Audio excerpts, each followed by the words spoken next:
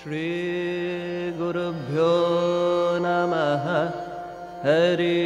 ओम्। शम्भवे नमः। ॐ नमो भगवते रुद्राय। नमस्ते अस्तु भगवन् विश्वेश्वराय महादेवाय त्र्यम्बकाय त्रिपुरान्तकाय त्रिकाग्निकालाय कालाग्निरुद्राय नीलकण्ठाय मृत्युञ्जयाय सर्वेश्वराय सदाशिवाय श्रीमन्महादेवाय नमः। ॐ त्र्यम्बकं यजामहे सुगन्धिं पुष्टिवर्धनम् उर्वारुकमिव बन्धनात् मृत्योर्मुक्षीयमामृतात्। ॐ नमो भगवते रुद्राय विष्णवे मृत्युर्मे पाहि सदाशिवोम्। ॐ शान्ति शान्ति शान्तिः।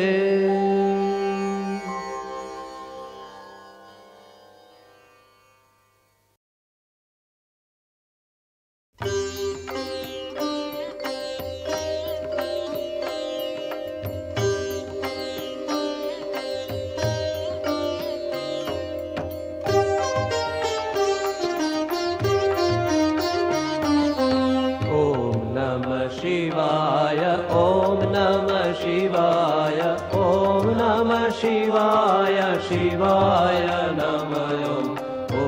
नमः शिवाय ॐ नमः शिवाय ॐ नमः शिवाय शिवाय नमः। ॐ नमः शिवाय ॐ नमः शिवाय ॐ नमः शिवाय शिवाय नमः। ॐ नमः शिवाय ॐ नमः शिवाय ॐ नमः शिवाय शिवाय नमः। ॐ नमः शिवाय ॐ नमः शिवाय ॐ नमः शिवाय ॐ नमः शिवाय ॐ नमः शिवाय शिवाय नमः। ॐ नमः शिवाय ॐ नमः शिवाय ॐ नमः शिवाय शिवाय नमः। ॐ नमः शिवाय ॐ नमः शिवाय ॐ नमः शिवाय शिवाय नमः। ॐ नमः शिवाय ॐ नमः शिवाय ॐ नमः शिवाय शिवाय नमः। ॐ नमः शिवाय ॐ नमः शिवाय ॐ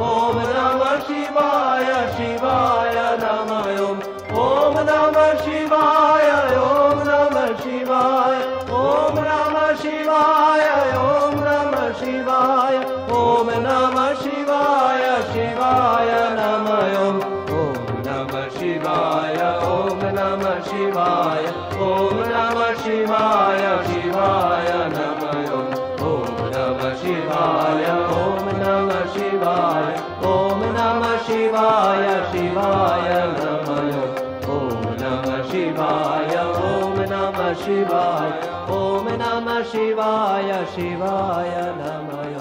ॐ नमः शिवाय ॐ नमः शिवाय ॐ नमः शिवाय शिवाय नमः।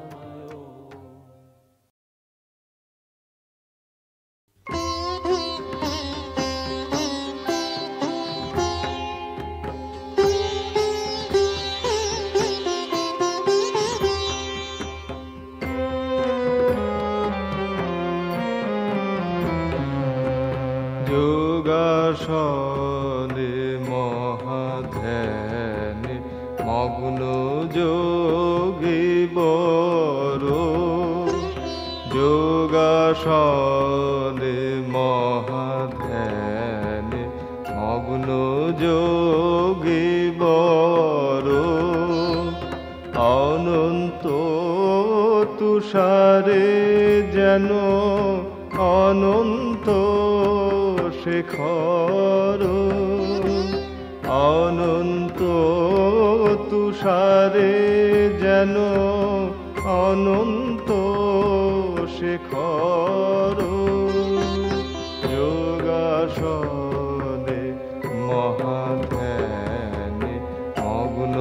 যোগী বর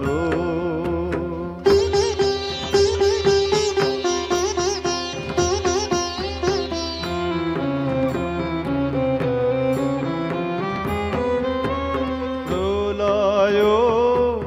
নীরব মাঝে একাকী পুরুষ রাজে প্রলয় নীরব মাঝে একাকী পুরুষ রাজে ভয়ে অগ্নি ভস্ম মাঝে থাকে কলে বড় ভয়ে অগ্নি ভস্ম মাঝে থাকে কলে বড় যোগাসনে মহাধ্যানে মগ্ন যোগী বর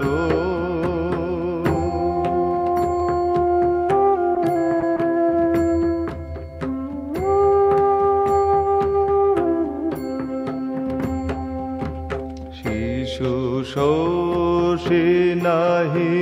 আর অন্ধকার নিরাকার একো নাই দুই আর প্রকৃতি নিথর শিশু শোষে নাহি আর অন্ধকার নিরাকার একো নাই দুই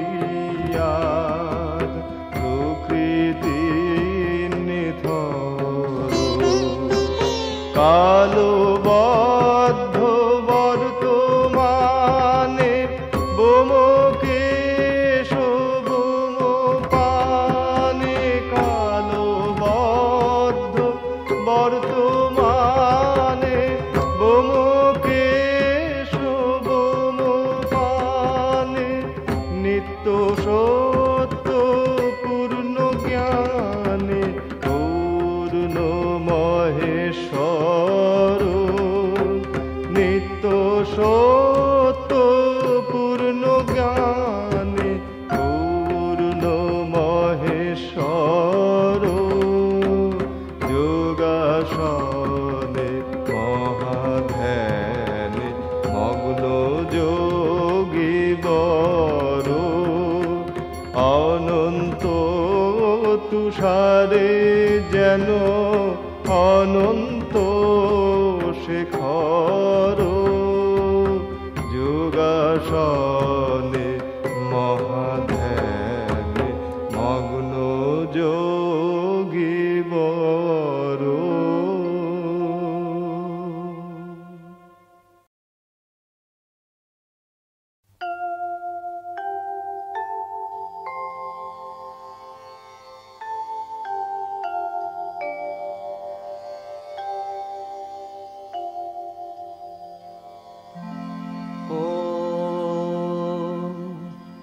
महिम्नः पारन्ते परमविदुषो यद्य सदृशी स्तुतिर्ब्रह्मादीनामपि तदवसन्नास्त्वयि गिरः अथावाच्य सर्वस्वमतिपरिणामावधिगृह्णन् ममाप्येष स्तोत्रे हरनिरपवादः परिकरः अतीतः पन्थानन्तव च महिमा वाङ्मनसयोः अतद्व्यावृत्यायं चकितमभिधत्ते श्रुतिरपि सकस्य स्तोतव्यः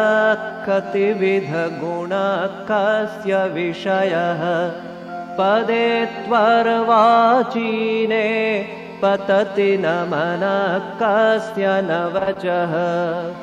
मधुस्फीता वाचः परममृतं निर्मितवतः तव ब्रह्मन् किं वागपि सुरगुरोर्विस्मयपदम् मम त्वेतां वाणीं गुणकथनपुण्येन भवतः पुनामीत्यर्थेऽस्मिन् पुरमथनबुद्धिर्व्यवसिताम् तवैश्वर्यै यत्तज्जगदुदयरक्षाप्रलयकृत् त्रयीवस्तु व्यस्तं तिसृषु गुणभिन्नासु तनुषु अभव्यानामस्मिन् वरदरमणीयामरमणीं विहन्तुं व्याक्रोशीं विदधत इहैके जडधियः किमिह किङ्कायः स खलु किमुपायस्त्रिभुवनं किमाधारो धाता सृजति किमुपादान इति च अतर्कैश्वर्ये त्वयि अनवसरदुस्थो हतधियः कुतर्कोऽयं कांश्चिन् मुखरयति मोहाय जगतः अजन्मानो लोका किमवयववन्तोऽपि जगताम् अधिष्ठातारं किं भवविधिरनादृत्य भवति अनीशो वा कुर्याद् भुवनजनने कः परिकरो यतो मन्दास्त्वां प्रत्यमरवरसंशेरत इमे त्रयी साङ्ख्यै योगः पशुपतिमतं वैष्णवमिति प्रभिन्ने प्रस्थाने परमिदमदः पथ्यमिति च रुचीनां वैचित्र्यादृजुकुटिलनानापथजुषां नृणामेको गम्यस्त्वमसि पयसामर्णव इव महोक्षखट्वाङ्गं परशुरजिनं भस्मफणिनः कपालञ्चेतीयत्तव वरदतन्त्रोपकरणं सुरास्तां तां रिद्धिं दधति तु भवद्भ्रूप्रणिहितां न हि स्वात्मा रामं विषयमृगतृष्णा भ्रमयति ध्रुवं कश्चित् सर्वं सकलमपरस्त्वध्रुवमिदं परो ध्रुव्याध्रुव्ये जगति गदति व्यस्तविषये समस्तेऽप्येतस्मिन् पुरमथमतैर्विस्मित इव स्तुवञ्जीर्हेमि त्वां न खलु ननु धृष्टा मुखरता तवैश्वर्यै यत्नाद्यदुपरि विरिञ्चिर्हरिरध परिच्छेत्त्वयाता वनलमनलस्कन्धवपुष ततो भक्तिश्रद्धा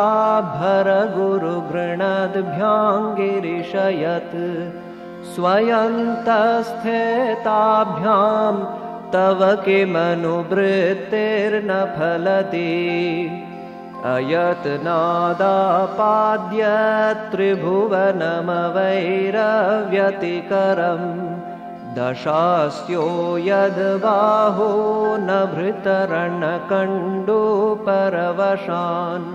शिरः पद्मश्रेणीरचितचरणाम्भोरुहवले स्थिरायास्त्वद्भक्तेस्त्रिपुरहरविस्फुर्जितमिदम् अमुष्य त्वत्सेवा समधिगतसारं भुजवनम् बलात् कैलासेऽपि त्वदधिवसतौ विक्रमयत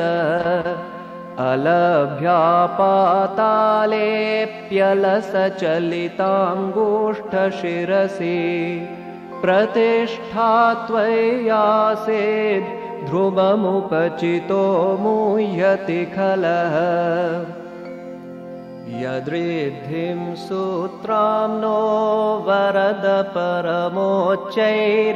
सतीम् अधश्चक्रेवाणः परिजनविधेय त्रिभुवन न तच्चित्रं तस्मिन् वरिवसितरे त्वच्चरणयो न कस्या उन्नत्यै भवति शिरसस्त्वय्यवनति अकाण्ड ब्रह्माण्ड क्षयचकितदेवासुरकृपा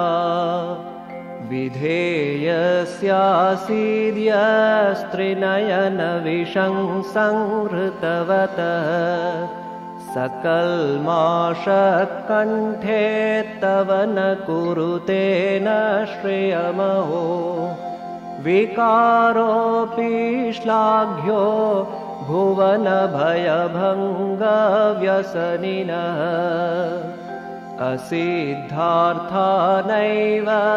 क्वचिदपि सदेवासुरनरे निवर्तन्ते नित्यं जगति जैनो यस्य विशिखा स पश्यन्नीश त्वाम् इतरसुरसाधारणमभूत् स्मर स्मर्तव्यात्मा न हि वशिषुपथ्यः परिभव महीपादाघातात् व्रजति सहसा संशयपदम् पदं विष्णोर्भ्राम्यद्भुजपरिघरुग्नग्रहगणम् मुहुर्द्यौर्द्यौ स्थैयात्यनिभृतजटाताडिततटा जगद्रक्षायै त्वं तटसि ननु वामैव विभूता वियद्व्यापीतारा गणगुणितफेनोद्गमरुचि प्रवाहो वाराय पृषतलघुदृष्टशिरसि ते जगद्वीपाकारं जलधिवलयं तेन कृतमित्यनेनैवोन्नेयं धृतमहिमदिव्यं तव वपुः रथक्षौनीयन्ता शतधृतिरगेन्द्रो धनुरथो रथाङ्गे चन्द्रार्कौ रथचरणपाणिशर इति दिधक्षोस्ते कोऽयं त्रिपुरतृणमाणम्बरविधि विधेयैक्रीरन्तो न खलु परतन्त्रा प्रभुधियः हरिस्ते साहस्रं कमलवलिमाधाय पदयो यदेको नेतस्मिन् निजमुदहरन्नेत्रकमलं गतो भक्त्युद्रेक परिणतिमसौ चक्रवपुषा त्रयाणां रक्षायै त्रिपुरहर जागर्ति जगताम् क्रतौ सुप्ते जाग्रत्वमसि फलयोगे क्रतुमतां क्व कर्म प्रध्वस्तं फलति पुरुषाराधनमृते अतस्त्वां सम्प्रेक्ष्य क्रतुषु फलदानप्रतिभुवं श्रुतौ श्रद्धां वद्ध्वा दृढपरिकरः कर्मसुजनः क्रियादक्षो दक्ष क्रतुपतिरधीशस्तनुभृतां ऋषीणामार्त्विज्यं शरणदसदस्यासुरगणा क्रतुभ्रंशस्त्वत्त क्रतुफलविधानव्यसनिनो ध्रुवं कर्तु श्रद्धा विधुरमभिचाराय हिमखा प्रजानाथन्नाथ प्रसभमभिकं स्वान्दुहितरम् गतं रोहिद्भूतां ऋरमयिषु मृष्यस्य वपुषा धनुष्पाणेर्यातं दिवमपि सपत्राकृतममुं त्रसन्तन्तेऽद्यापि त्यजति न मृगव्याधरभस स्वलावण्या शंसाधृतधनुषमन्नाय तृणवत् पुरप्लुष्टं दृष्ट्वा पुरमथनपुष्पायुधमपि यदि स्त्रैणन्देवी यमनिरतदेहार्धघटनाद् अवैति त्वामद्धा वतवरदमुग्धा युवतयः श्मशानेष्वा क्रीडा स्मरहरपिशाचा सहचरा चिताभस्मालेप स्रगपि नृकरोटिपरिकरः अमङ्गल्यं शीलं तव भवतु नामैवमखिलं तथापि स्मर्तॄणां वरद परमं मङ्गलमसि मनः प्रत्यक्चित्ते सविधमवधायात्तमरुतः प्रहृष्य द्रोमाण प्रमदसलिलोत्सङ्गितदृश यदा लोक्याह्लादं हृदयिव निमज्यामृतमये दधत्यन्तस्तत्त्वं किमपि यमिनस्तत् किल भवान् त्वमर्कस्त्वं सोमस्त्वमसि पवनस्त्वं हुतवः त्वमापस्त्वं व्योम त्वमुधरणिरात्मा त्वमिति च परिच्छिन्नामेवं त्वयि परिणता बिभ्रतु गिरं न विद्मस्तत्त्वं वयमिह तु यत्त्वन्न भवसि त्रयीन्तिस्रो वृत्तिस्त्रिभुवनमथो त्रीनपि सुरान् अकाराद्यैवर्णैस्तिभिरभिदधत्तिर्न विकृति तुरीयन्ते धाम ध्वनिभिरवरुन्धानमणुभिः समस्तं व्यस्त्वं त्वां शरणदगृणात्योमिति पदम् भवः शर्वो रुद्र पशुपतिरथोग्रसः महांस्तथा भीमेशानाविति यदभिधानाष्टकमिदम् अमुष्मिन् प्रत्येकं प्रविचरति देवश्रुतिरपि प्रियायास्मै धाम्ने प्रविहितनमस्योऽस्मि भवते नमो नेदिष्ठाय प्रियदवदविष्ठाय च नमो नमः क्षोदिष्ठाय स्मरहरमहिष्ठाय च नमः नमो वर्षिष्ठाय त्रिनयनयविष्ठाय च नमो नमः सर्वस्मै ते तदिदमति सर्वाय च नमः बहुलरजसे विश्वोत्पत्तौ भवाय नमो नमः प्रबलतमसे तत्संहारे हराय नमो नमः जनसुखकृते सत्त्वोद्रिक्तौ मृडाय नमो नमः प्रमहसि पदे निस्त्रैगुण्ये शिवाय नमो नमः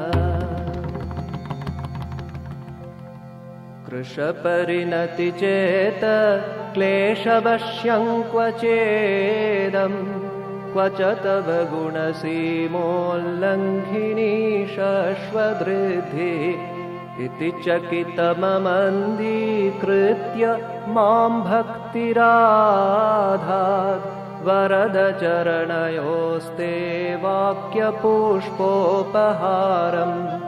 असितगिरिसमं स्यात् कज्जलं सिन्धुपात्रे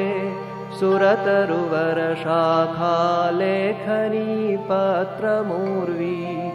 लिखति यदि गृहीत्वा शारदा सर्वकालं तदपि तव गुणानाम् ईशपारन्न याति